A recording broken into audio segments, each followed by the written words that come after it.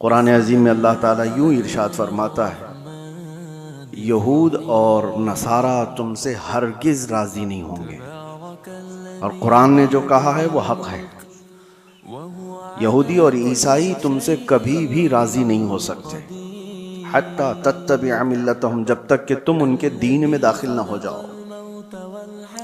कुछ लोग दूसरों की रज़ा के लिए, दूसरों की खुशी हासिल करने के लिए अपने आप को बदल लेते हैं। लेकिन आप क्या समझते हो कि तुम्हारी जी हुजूरी करने से कोई कौम राज़ी हो जाएगी? कुरान कहता है वो राज़ी नहीं होंगे। आज के इन हालात पर मैं आपसे एक बात कहना चाहता हूँ। अल्लाह तबारक व तआला ने कुरान अज़ीम में जो फरमाया वो हमारे लिए बहुत बेहतरीन गाइडलाइंस हैं। उसको सामने रख कर के ही अपनी ज़िंदगी के फ़ैसले लेने चाहिए। हालात जो पूरी दुनिया के चल रहे हैं मुसलसल आप देखते होंगे। वक्त की सुपर पावर कहलाने वाला अमेरिका किस तरह बार बार धोखा देता है वो सबको पता है। सुबह एक स्टेटमेंट है, शाम में एक स्टेटमेंट है, जो बोला उस पर कोई कानून नहीं। और उनको बोलने वाली भी दुनिया खामोश है, क्योंकि बड़े लोग जुर्म करते हैं तो लगता है ये फैशन है, और छोटा आदमी थोड़ा सा फिसल भी जाए तो बहुत बड़ा गुनाह लगता है। बड़ी ताकतें जो कुछ करती हैं दुनिया उसको फैशन समझती है। वो अगर नंगे नाचे तो फैशन है, और अगर वो बगैर कपड़े के भी आए तो फैशन है। वजह यह है कि वो बड़े लोग हैं, पैसे वाले लोग हैं। हमारे एक साथी थे, वो कहते थे कि बड़े घर में, पीर साहब के घर में कोई पागल बच्चा भी पैदा हो तो उसको मजजूब कहते हैं। राल टपक रही हो, कुछ भी हो, क्योंकि बड़े घर का है। और छोटे घर का बच्चा थोड़ा इधर उधर फिसल भी जाए तो कहते हैं पागल हो गया है। तो ये दुनिया का मिजाज बना हुआ है। बड़ी ताकतों के असर पर लोग खामोश रहते हैं। आज आपके सामने मैं यही अर्ज करना चाहता हूँ कि दुनिया की ताकतें अवाम पर बहुत असर करती हैं, बहुत ज़्यादा असर करती हैं। आप ये सोचते होंगे जब इलेक्शन आते हैं, फैसले होते हैं, अरे उससे हमारा क्या लेना देना, हम राजनीति में नहीं हैं, हम पॉलिटिक्स में नहीं हैं, हम सियासत में नहीं हैं। आप ये समझ करके बैठते होंगे। लेकिन मेरे अजीज़ों, हमारी ज़िंदगी पर सबसे ज़्यादा असर करने वाली कोई चीज़ है तो वो सियासत है, वो पॉलिटिक्स है। आप चाहो या ना चाहो इस खेल का आप हिस्सा बनी जाओगे। कल को जो ताकत इलेक्टेड होकर बैठती है, अरे मियाँ वो हमारे जिंदगियों के रोजमर्रे के फैसले लिया करती है। आप समझ करके चलो। बहुत सारे लोग कहते हैं मौलाना को क्या जरूरत है सियासत पे बात करने की। मियाँ हम भी तो दुनिया का ये हिस्सा हैं, और हम भी तो जिस जगह जी रहे हैं वहां तो सियासत ही है। कल को फैसला कायम कर लिया जाएगा कि आपको सुबह इतने बजे उठना है, इतने बजे सोना है, पार्लियामेंट में फैसला हो चुका है, तो हमारी जिंदगी पर असर करेगा कि नहीं करेगा? जो कुछ भी है, आप ताजिर हैं, छोटे से बिजनेस करने वाले हैं। पार्लियामेंट में बैठ करके कोई भी बिल पास हो गया कि 1 लाख रुपए की आमदनी तुम्हारी हो रही है तो तुम्हें इतना टैक्स देना होगा, इतना फला देना होगा, तुम्हारे बिजनेस पर असर होगा कि नहीं होगा? तुम छोटे ही आदमी हो, लेकिन सियासत का असर पूरे कौम के ऊपर हमेशा हुआ करता है। आप हिस्सा नहीं हैं, आप इलेक्शन लड़ते भी नहीं हैं, वोट देते भी नहीं हैं, दूर रहते हैं। लेकिन मैं आपको बताता हूँ, आपका बच्चा होगा, आप स्कूल भेजेंगे कि नहीं भेजेंगे? स्कूल की एजुकेशन पूरी कौन बनाता है? पार्लियामेंट बैठ करके बताता है। एक एजुकेशन बोर्ड होगा पार्लियामेंट के जरिए से, और उस एजुकेशन बोर्ड यानी एजुकेशन मिनिस्टर भी तो होता है, उसके अंडर में पूरे मुल्क के अंदर क्या सिलेबस चलना चाहिए ये सब डिसाइड होगा। तो जो वो डिसाइड करेंगे वही आपके बच्चे को पढ़ाना पड़ेगा। तो सियासत का असर आया कि नहीं आया? आप हजार दूर भागते हो, लेकिन आपको कभी किसी से कोई भी मसला हो गया, कोई तकरार हो गई, चलें कुछ मसले ऐसे पेश आए, केस हो गया, कहाँ जाएंगे आप? अदालत में जाएंगे, आपको कोर्ट में जाना है। अदालत के पूरे जो आईन बने हुए हैं, कानून बने हैं, वो सियासत के असर में ही बने हुए हैं। आप इससे दूर नहीं जा सकते। मैं ये सारी तमहीद इसलिए अर्ज कर रहा हूं कि दुनिया में जो भी ताकत पर बैठता है उसका असर अवाम पर होता है। अब इस तमहीद को अगर समझ चुके हो तो आगे की बात सुनो गौर से, बहुत ध्यान से, किस लिए मैं कह रहा हूं। जब जब ताकत, बड़ी ताकत हुकूमत पर बैठती है तो अवाम की रोजमर्रा की जिंदगी पर तो असर होता ही है, लेकिन साथ ही साथ अकीदे पर भी असर हो जाता है, ईमान पर भी असर होता है। इसीलिए जब हुकूमत पर जब बड़ी ऐसी ताकतें आती हैं जिनका अकीदा बिल्कुल मुखालिफ हो तुम्हारे ईमान से, उसके बावजूद उसका असर देखने को मिलता है अवामुन नास पर। अब जो हालात उभर कर के आ रहे हैं, देखना मेरी बात को आप याद रखें, मैं प्रिडिक्शन नहीं करता हूं, कोई भविष्यवाणी नहीं है, लेकिन दस्तूर ऐसा चला है। मैं आपसे कह रहा हूं कल को अगर ईरान का दबदबा बढ़ता है तो फिर जो हालात पेश आने वाले हैं, मैं इसके मुखालिफत में ये नहीं कह रहा हूं वो नहीं होना चाहिए, नहीं होना चाहिए।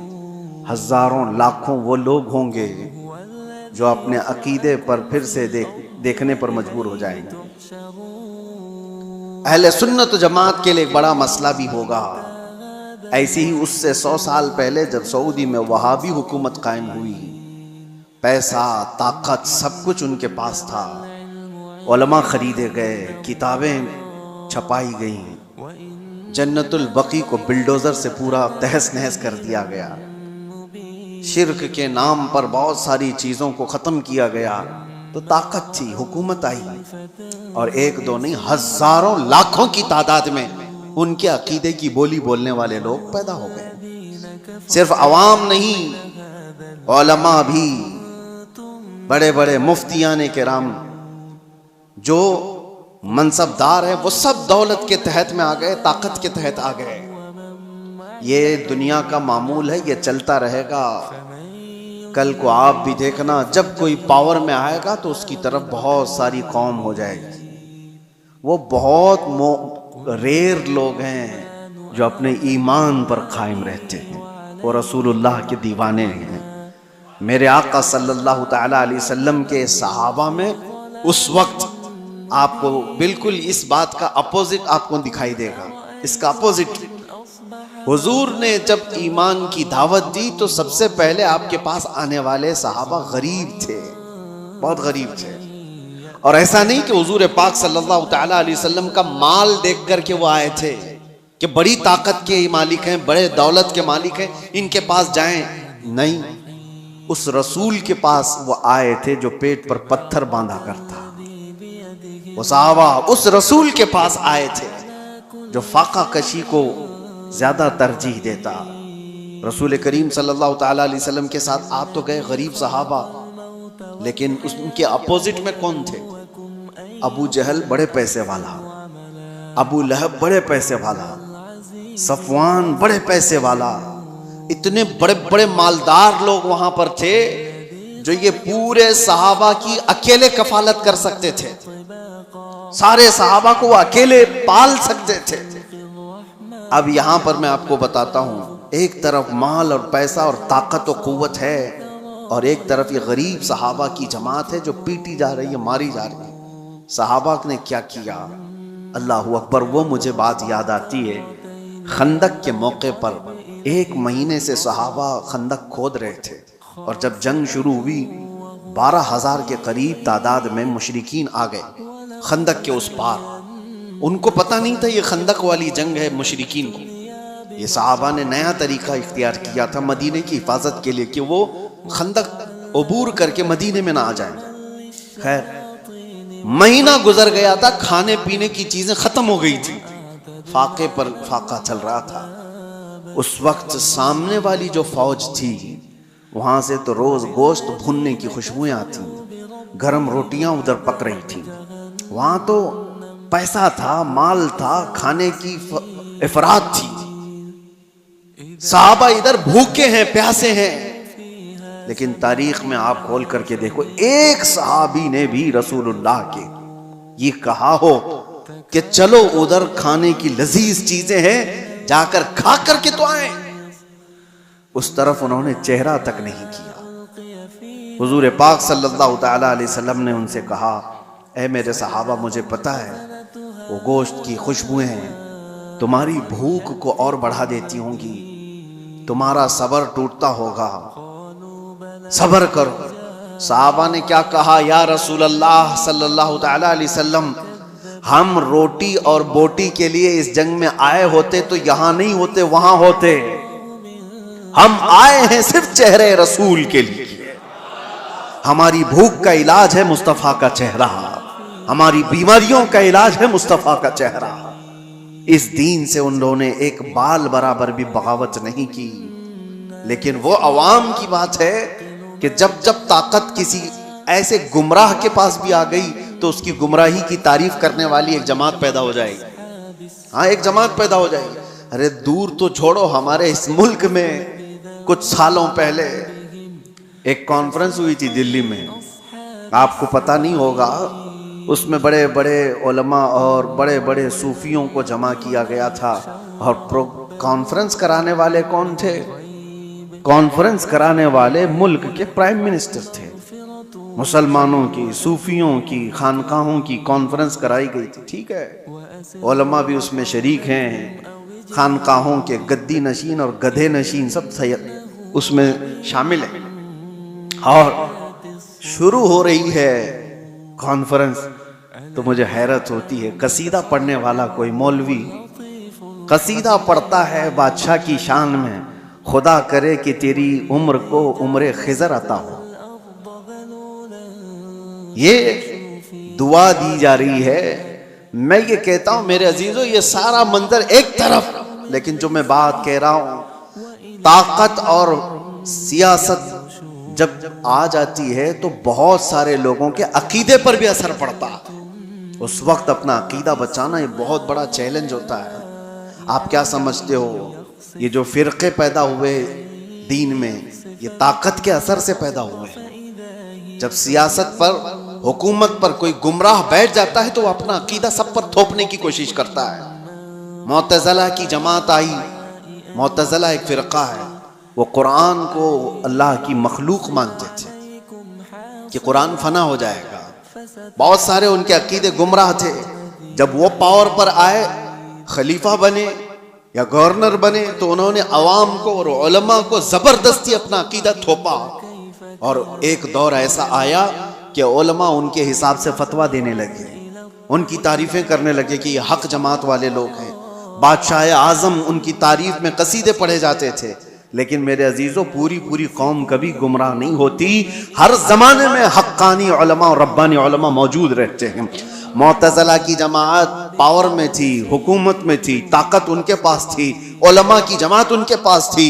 लेकिन उसी जमाने में हम देख रहे थे एक मर्द कलंदर हजरत सैयदना इमाम अहमद बिन हम्बल को, इमाम अहमद बिन हम्बल को बादशाह ने 100 कोड़े मारे थे पीठ पर, और उसके बाद दूसरा आया उसने मारा, फिर तीसरा आया उसने मारा। कोड़े किस तरह से मारे जाते थे, उनकी रीढ़ की हड्डी झुक गई थी। इमाम है जिनको 5 लाख हदीसें हुजूर की याद थी, वो आम आदमी नहीं थे। इमाम अहमद बिन हम्बल, जिनको रसूलुल्लाह की 5 लाख हदीसें याद थी, सिर्फ इसलिए कि वो ताकत और हुकूमत के तहत रह करके उनकी बोली नहीं बोलना चाहते थे। इमाम अहमद बिन हम्बल को एक बार कोड़े मारने के टाइम पे उनके दोनों हाथ यूं जंजीर पर बांधे जाते थे और लुंगी पहने हुए होते थे, तहबंद, नंगी पीठ पर जल्लाद कोड़े मारता था। और जब मारे जा रहे थे, एक दिन ऐसा भी हुआ कि आपकी लुंगी, आपकी तहबंद नीचे उतरने लग गई, ढीली हो गई, आपकी आंखों में आंसू आ गए कि क्या मैं बेसतर हो जाऊंगा। एक आलिम रब्बानी जो कोड़े खा रहा है शरीयत मुस्तफा की हिफाजत के लिए, तहबंद नीचे गिरने लगी, आपको रोना आ गया। कोड़ों के जख्म से नहीं, दर्द से नहीं, तहबंद के नीचे होने से। अचानक देखा गया 2 हाथ गैब से आए और उनकी तहबंद को कस के बांध दी। और जो आपकी आंखों में आंसू थे अचानक आप मुस्कुराने लगे। जल्लाद पूछता है कि हुआ क्या, तुम तो अभी रो रहे थे और अभी हंसने लग गए हो। उसने अपने हाथ छोड़ दिए। इमाम कहते हैं तू अपना काम जारी रख, तू अपना काम जारी रख, तुझे जो करने के लिए किया करने के लिए कहा गया कर। इसलिए कि मैं जिसके लिए कोड़े खा रहा हूं वो हाथ मेरे पास आ चुकी है। मेरे अजीजों, आज के बाद आपके साथ भी ये चीज आने वाली है, पावर और हुकूमत। इसलिए कि पिछले आप 10 साल पीछे जाएंगे तो एक जमात थी जो बार बार तबलीग कर करके तुमसे कहती थी मक्का में ऐसा है, मदीने में ऐसे है, आप क्यों यहां अलग करते हो। मक्का और मदीने में पावर हुकूमत जिसके हाथ में है वो चाहते हैं कि पूरा का पूरा अपना अकीदा पूरी दुनिया पर थोपे। ऐसा नहीं होगा। पूरी दुनिया पर वही रंग गालिब आएगा जो मेरे मुस्तफा ने पैदा किया। तुम्हारा रंग नहीं गालिब आएगा। तुम्हारी ताकत जब तक रहेगी, तुम्हारा पैसा जब तक रहेगा, भिखारी तुम्हारे मुरीद हो सकते हैं, ईमान वाले लोग नहीं हो सकते। जिनका पूरा ईमान ही दौलत है, जिनका पूरा जीने का मकसद ही दौलत है, उनके अकीदे से क्या सरोकार। वो कल को कुछ और होंगे, आज को कुछ और होंगे। ये आपके लिए मैं पहले से बता रहा हूं, आने वाले दौर में अगर कोई और बदअकीदगी फैलती है तो मेरे अजीजों आज से ही अपने गठरियां बांध लो। तेरी गठरी ताकी है और तूने नींद निकाली है। इसलिए सुन्नियों तुम्हारे लिए चैलेंज है, तुम्हारे लिए चैलेंज है। आपको पता है एक वक्त ऐसा भी आया था कि करामता एक फिरका आया जिसने हजरे अस्वद भी चुरा लिया था खाने काबा से, और वो लेके बहरीन चले गए थे हजरे अस्वद को। उनकी भी हुकूमत आई है मक्का और मदीने में। यजीद का दौर आया, उसकी भी हुकूमत आई है मक्का और मदीने में। मक्का और मदीने में हुकूमत का आ जाना ये हक होने की दलील नहीं होती। अल्लाह के नबी सल्लल्लाहु अलैहि वसल्लम ने यह फरमाया, हदीस है, बसा औकात अल्लाह ताला फासिक और फाजिर से भी अपने दीन का काम लेता है। उसके दीन का काम किसी फासिक और फाजिर से भी होता है। तो आपके लिए वो मेयार नहीं, मेयार रसूलुल्लाह की मोहब्बत है, मेयार हुजूर अकरम सल्लल्लाहु अलैहि वसल्लम की शरीयत है। अगर कभी कोई ऐसे ढकोसले लोग आए, जैसे यहाँ बादशाहों के दौर में भी ऐसी चीजें आई हैं। हिंदुस्तान पर जब मुसलमान बादशाह आए और कई बादशाहों ने दीन को अव्वल प्रायोरिटी रखा, और कुछ तो बेदीन थे, कुछ उनका लेना देना ही नहीं था। कुछ वो थे जो दीन बदलने पर तुले हुए थे। जैसे अकबर का नाम आता है, अकबर बादशाह के मुतालिक सुना होगा आपने, जलालुद्दीन अकबर उसको कहा जाता था। इसकी हुकूमत लंबे समय तक चलने वाली है, तकरीबन 48 साल तक शायद हुकूमत किया। और जब आदमी को नशा चढ़ जाता है हुकूमत का, यहाँ 5 साल में ही चढ़ने लगता है, वो तो 48 साल का था। और ये तो इलेक्शन से आने वाले हैं, उनके हाथ तो इलेक्शन भी नहीं था, तो नशा तो और ज्यादा होगा। एक दौर ऐसा आया कि उसके आसपास के चमचों ने कहा कि ये दीन इस्लाम पुराना हो गया, 1000 साल हो गए हैं, अब एक नया दीन होना चाहिए, आपके हिसाब से आप बनाओ। कहा तुम लोग बनाओ, सारे लोग मिल करके। तो वहां के फुजला खार जो थे वो सब तैयार हो गए, पैसे लेंगे और बनाएंगे। एक नया दीन बनाया गया। नया दीन क्या था? अजान की जगह सीप बजाई जाएगी।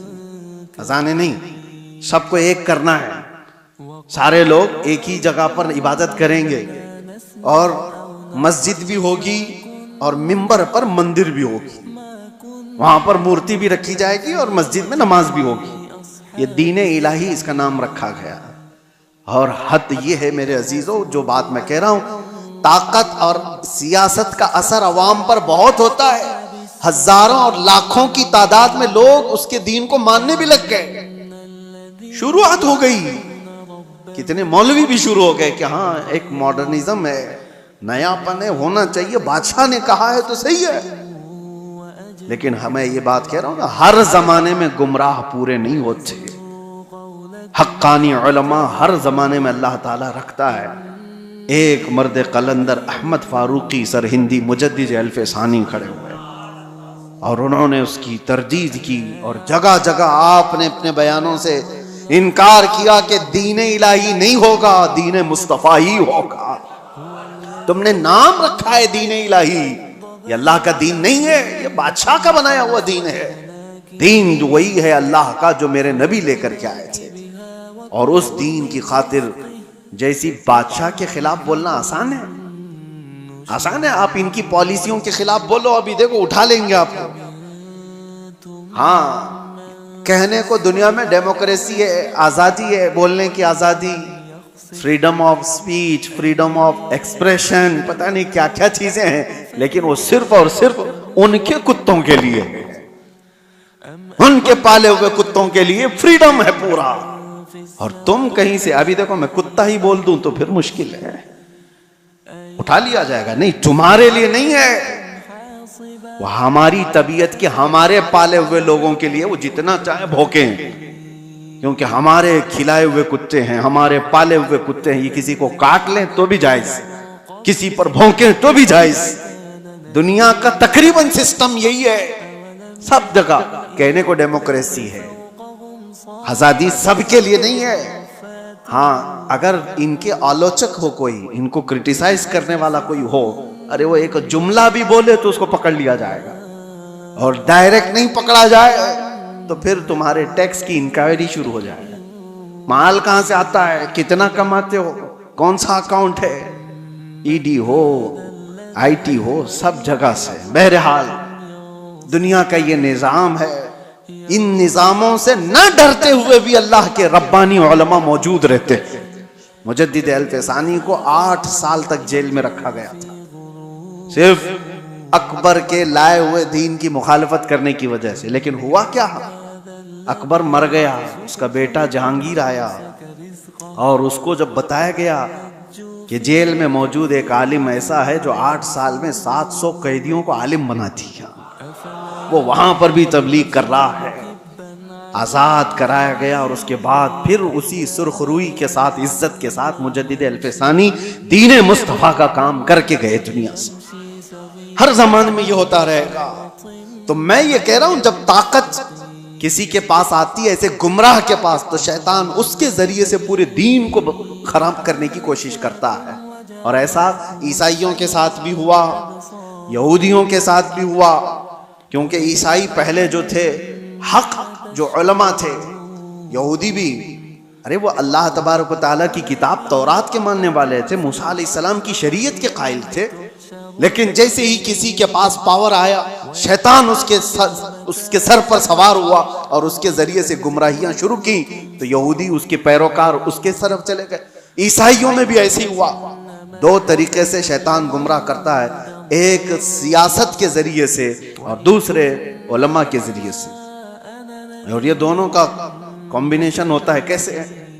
सियासत जब पावर में होती है, ताकत, हुकूमत, वो खरीदती है कुछ उलमा को, और उनके जरिए से जो कहलाया जाता है वो अवाम पर उसका असर पैदा हो जाता है। हत्ता कि मैं देख रहा था एक इंटरव्यू को, हैरत होती है, आपके पास बहुत सारी चीजें आती हैं, साइंस प्रूवन है, साइंस प्रूवन है। क्या है मतलब? कुछ खाने पीने की चीजें आपके पास आ रही हैं, ये खाओ, ये डाइट बहुत मतलब बहुत ही उम्दा है और साइंस प्रूवन है, साइंस ने इसका सब सर्च किया है और सारी चीजें इस पर सर्वे हुआ है और बड़े बड़े साइंटिस्ट ने इस पर मोहर लगाई है। तो अवाम उसको हाथों हाथ ले रही है, अरे साइंस प्रूवन है, ये साइंटिफिक एतबार से भी इस हेल्थ के बेनिफिट हैं। मैं देख रहा था कई साइंसदानों को तो हुकूमत खरीद कर रखी हुई है, बड़े बड़े पैसे वाले लोग इनको खरीद करके रखे हुए हैं। अरे चाहे कुछ भी कचरा हो, तुम कह दो कि मैंने रिसर्च किया है, मैंने सर्वे किया है 1.5 लाख लोगों पर और उसका असर ये आया है, और इसके बदले में तुम जितना पैसा ले लो।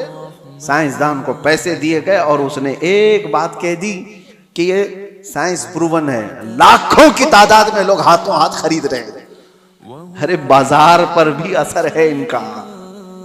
तुम्हें कचरा भी खिलाना हो तो कल को ये कह दिया जा सकता है साइंस प्रूवन है, क्योंकि जाहिल है कुछ भी। तो साइंसदानों के जरिए से अगर मार्केट पर काबू पाया जा सकता है तो उलमा के जरिए से क्यों नहीं पाया जाता? जिनकी आस्था लगी हुई है, ताल्लुक लगा हुआ है। तो मेरे अजीजों, आखिरी बात कहता हूं, मुझे ये बात उस वक्त पता चली जब मैं लोगों से राब्ते में नहीं था। आप समझ सकते हो, कुछ ऐसे उलमा के चेहरे सामने आए, अल्लाहू अकबर, जो माहाना तनख्वाह लेते हैं, माहाना तनख्वाह लेते हैं सिर्फ और सिर्फ बड़ी ताकत के हिसाब से लिखने पर और बोलने पर और कौम की मुखबिरी करने पर। नामवर लोग हैं, पढ़े लिखे लोग हैं, तनख्वाह मिलती है, बड़े बड़े ताकतों से पैसे लेते हैं, और सामने हमारे चेहरे आए, जमीन के नीचे, पैरों के नीचे से जमीन खसक जाए कि ये तो इतने अच्छे चेहरे दिखे जाते हैं। हाँ, इसीलिए मेरे अजीजों कि इनके कलम से, इनकी जुबान से लोगों पर वही चीज डाली जाए जो हुकूमत चाहती है। आपको पता है, इंदिरा गांधी के जमाने में नसबंदी करने का फैसला कर लिया गया था, पॉपुलेशन कंट्रोल करने के लिए, कि मर्दों को भी जो है ना नसबंदी करा दी जाए, यानी इनको बच्चे पैदा होने की सलाहियत खत्म कर दी जाए। लेकिन इसमें मेन मसला आता था तो मुसलमानों का। मुसलमानों क्या हराम है, नहीं मानेंगे तो क्या किया जाए? मुसलमान मानेंगे तो किसी हुकूमत की थोड़ी ना मानेंगे। यहाँ जितने भी डॉक्टर इनको बता दें ये फायदे है वो फायदे, तो भी नहीं मानेंगे। एक बड़ा तबका है जो अपने दीन पर कायम है, और दीन को मनवाने के लिए तो उलमा चाहिए।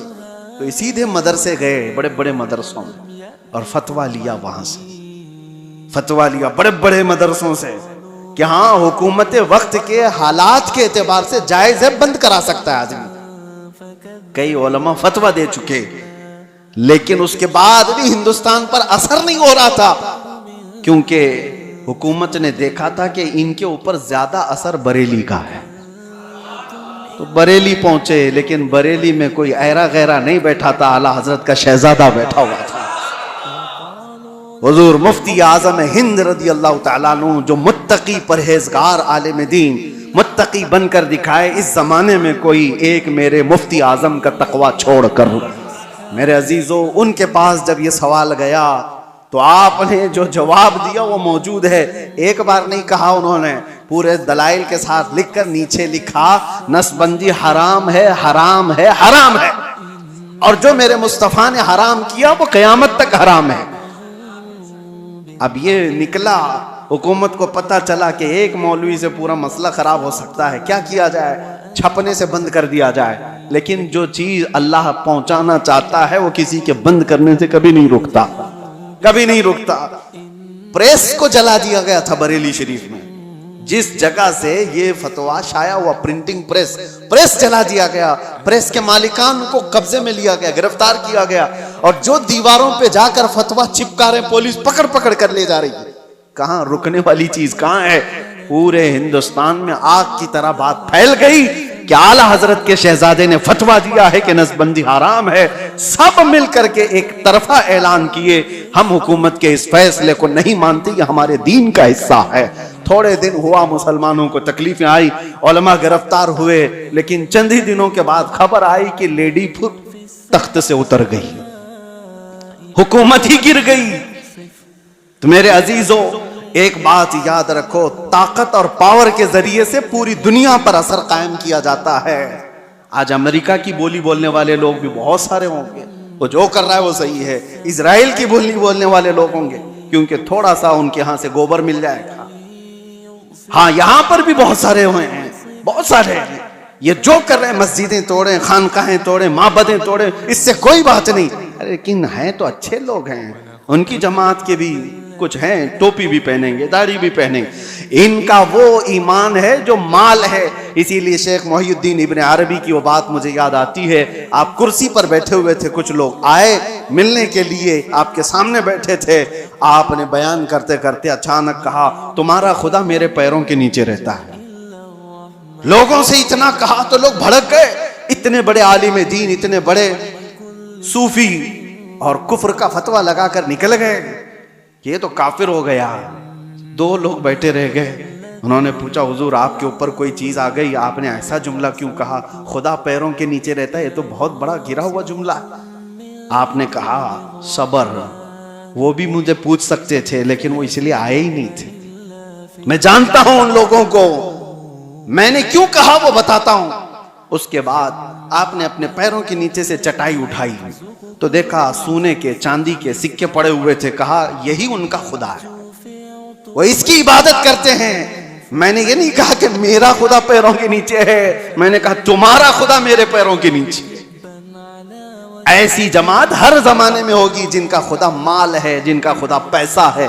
कुरान में भी अल्लाह ने फरमाया अराअयत मन इत्तखज़ इलाहहु हवा, ऐ रसूल क्या आपने नहीं देखा कुछ वो लोग हैं जिन्होंने अपने ख्वाहिशात को अपना खुदा बनाया हुआ है। अल्लाह ताला फरमाता है क्या आप ऐसे लोगों की वकालत करेंगे, क्या आप ऐसे लोगों की सिफारिश करेंगे। ये वो लोग हैं, अल्लाह फरमाता है इनहुम इल्ला कल अनआमि बल हुम अज़ल, ये तो जानवरों से भी ज्यादा गुमराह लोग हैं। अल्लाह फरमाता है जानवरों से भी ज्यादा गुमराह हैं। बस मुझे फिक्र है इसलिए मैंने ये सारी बातें की कि अल्लाह हमारे ईमान की हिफाजत करे। आने वाला जो दौर है, हुकूमत जिसकी होगी, पावर जिसका होगा, ताकत जिसकी होगी, लोग उसकी बोली बोलने लग जाएंगे। मिडल ईस्ट के जो असरात हैं, आज मिडल ईस्ट में जो जंगें जारी हैं, या अगर इस मोड़ पर चली जाती हैं, किसी और कौम का दबदबा आता है तो मुसलमानों के अकीदे पर भी असर कर सकता है। आगे चल करके हजारों लोग आने वाली नई हुकूमत के बुलबुले हो जाएंगे, उनके मुरीद हो जाएंगे। वो कहेंगे कि ये देखो ये हक जमात है, ये आ गई, ये हक जमात है, इसको अल्लाह ने ताकत दिया और ये पावर पर आ गए। मेरे अजीजों, ये सारी चीजें कौन आता है कौन जाता है इससे सरोकार नहीं। एक बात ये देखो, मेरे नबी का अगर गुलाम है तो चटाई पर बैठा भी हो तो मेरा इमाम है, और नहीं है तो उससे मेरा कोई ताल्लुक नहीं। माल और पैसा और ताकत और हुकूमत और सियासत तुम्हारे दीन को बदलने में असर न करे, इतना ईमान पैदा करो। और ये कब होगा? जब तुम कदम मुस्तफ़ा से लगे रहोगे। दुनिया की ताकतें आएंगी जाएंगी, तुम्हारा कुछ नहीं बिगाड़ेंगी। इसीलिए आला हज़रत फाजिल बरेलवी के इस बात पर अमल करके जाओ, इंशाअल्लाह हर जमाने में महफूज रहोगे। उन्हें जाना, उन्हें माना, ना रखा गैर से काम, लिल्लाहिल हम्द में दुनिया से मुसलमान गया। व आखिर दावाना अनिल हम्दुलिल्लाहि रब्बिल आलमीन। अस्सलामु अलैकुम।